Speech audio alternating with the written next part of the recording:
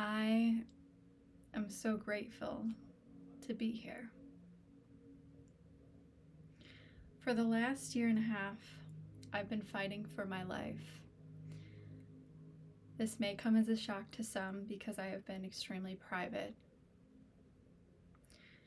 I wrote something to explain this experience. It's about 30 minutes long. It's the first section of a book that I'm writing called Stay the Course, to help people like myself through the really dark days. I'd like to read that to you now. I am so grateful to be here. I'm so grateful to be alive. For the last year and a half, I've been fighting for my life. On June 14th, 2022, just over a year ago, I had a near-death experience that changed me in a very profound way. I had been in severe burnout since at least December of the previous year. I got COVID in February, and I discovered 3 types of mold in the townhome we were renting in March of 2022. I was allergic to all of these molds, among others, and suffered an extreme amount for the time that we lived there. One of them was Chaetomium, aka black mold. Our landlord, despite having 2 different professional mold remediators out to the property, adamantly refused to fix the mold properly. We were in a gray area legally, and the village could not intervene. After realizing that the law could not protect me from a landlord who didn't value my life, I went through the process of purchasing a house with my partner. We closed in May of 2022, but the stress on my already broken down nervous system triggered a series of life-threatening processes in the body. Unknown to me, I went back and forth between extreme nervous system and metabolic states since age 5. These states are known as dorsal vagal collapse and sympathetic overdrive. I'm now 28, going on 29, and from age 21 through 27, I was in a constant state of dorsal collapse and sympathetic overdrive. The stress from COVID, mold, etc., caused my systems to shut down quietly to keep me comfortable. Entire organ systems shut down to basically no function as my body prepared me to die. In addition to the already awful adrenal fatigue, I now had leaky gut. I also unknowingly had a gene mutation rendering me incapable of processing toxins effectively, so my liver and kidneys were in overdrive. I had 2 forms of Candida overgrowth, aka small intestinal fungal overgrowth, SIFO. Candida is a naturally occurring yeast in the body to aid digestion, but it shouldn't be the kind and location and the amount that it was. Once overgrown, Candida opportunistically becomes pathogenic.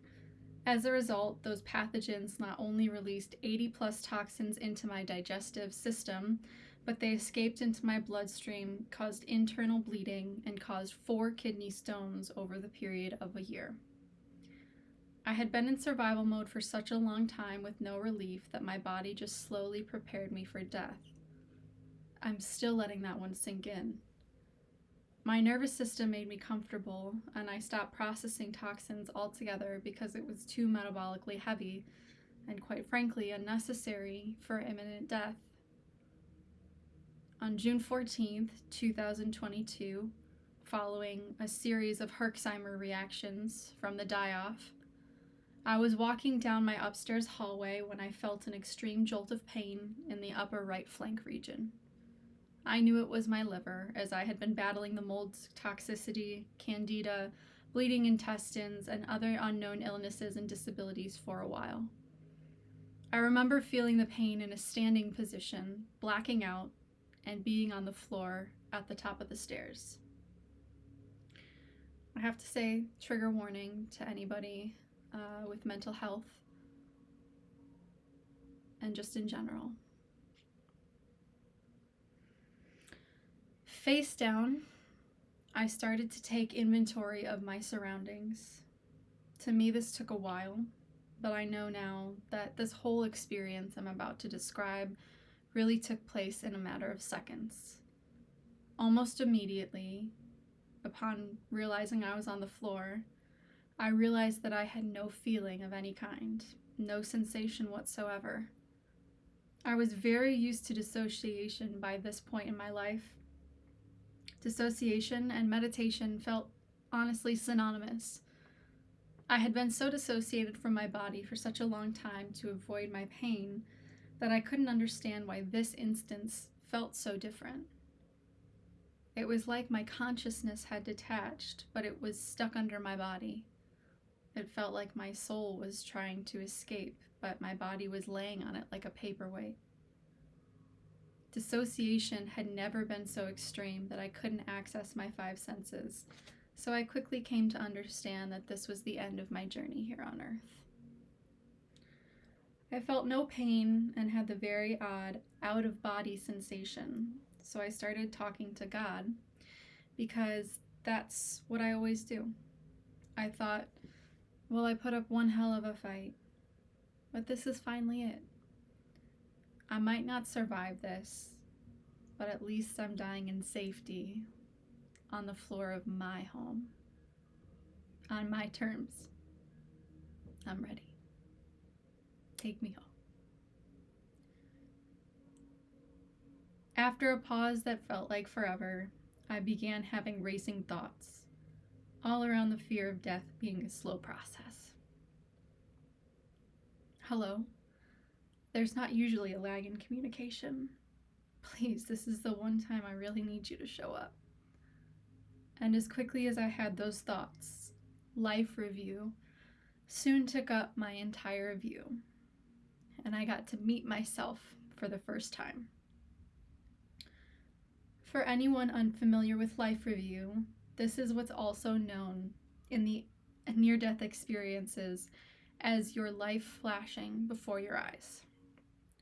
From what I gather online about the experiences of others, life review often involves all moments from your life, but my life review was different. My suffering seemed endless, but I was watching it, not feeling it. At this point in my life, I was carrying so much weight that I was just begging God to let me die and move on. My mistake was believing that this was the first time I had asked for this. My life, while blessed and privileged greatly, has always been challenging. I have been traumatized so extremely that I have permanent, irreversible damage, or so our mental health industry says. I have struggled with mental health internally and privately my whole life.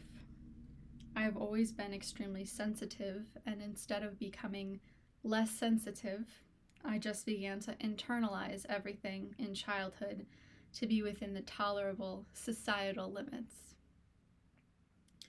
As a result of this internalization and my mask, my life ended on this day, without another soul on earth knowing the true me.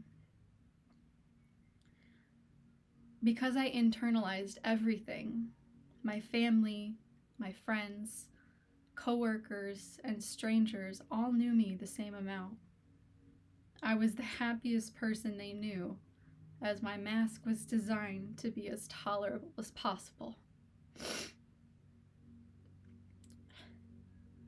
I am so good at masking my pain that I accidentally killed myself because I couldn't ask for help. I now know that this is because I was going nonverbal, but we'll get to that later. Gratefully, my mom taught me about faith and hope at a young age. So in every moment of weakness, I called in God. Even when I was alone, I was always heavily armed and protected by the eyes of God. My life review only included moments throughout my life that I begged God to let me die, which is what made it so different. Some of those memories go back to childhood, where I was bullied in school so badly that I was suicidal. At home, I was the gifted child, celebrated for my array of talents and loved unconditionally. In the world, I was the weird girl who was a perfect target. My mom nourished all of the unique traits I had and expanded on them. The things that she and my dad thought were the most amazing about me were the exact things that I was made fun of for at school and in life. This extreme polar reaction to the same set of characteristics was so confusing that it triggered the metabolic shift at age 5 into dorsal collapse. We'll get into that later. So here I am, June 14th, dead on the floor of my home, of my safe space. I was literally expiring in the hands of God. And all I could think was, I made it. I did it. I found my way home. And I am watching the most beautiful movie of all time. I'm seeing myself for the first time at every age, begging God to let me die. Each time I knew that I was healthy, I was young. God doesn't just smite people out of the sky, Kristen. It's not that literal. So what do you do when you think you want to die, but you can't? What do you do when you have harmful thoughts and have no idea why? Well, because of my mom, because of her, I was taught to call on God. And at every low point, and there were hundreds, if not thousands, I called on God to give me a perspective worth living for. And every time, God did. Each of these moments have a common thread. Receive trigger, experience invasive suicidal thoughts, check in with my faith, make a call to God for a new perspective, or a new vantage point, as I like to say. After this 4-step process concludes, the memories of suicidal ideation and begging for death are repressed. I am left only with the replacement perspective that I asked for. Because this is all a dissociated process, I like to view it as sending the fragmented perspective, the closed-minded perspective, to live with God, while God lets me keep the whole perspective to anchor back here in my life. I had no idea that I had called on God this many times and had that many low points. How is it that at the end of my life, I finally got to meet myself for the very first time? Either way, it was such a beautiful thing to be able to experience my magic for the first time. After this breathtaking display of my soul, the most unexplainable thing happened. God, by feeling, not by word, asked me if I wanted to go back to Earth now that I had this new information. At this point, I was still just weightless consciousness in a dissociated state. There was no pain in my body to distract me from the choice my higher self was about to make. Now that you know who you are, would you like to go live for her? Live as her for the first time?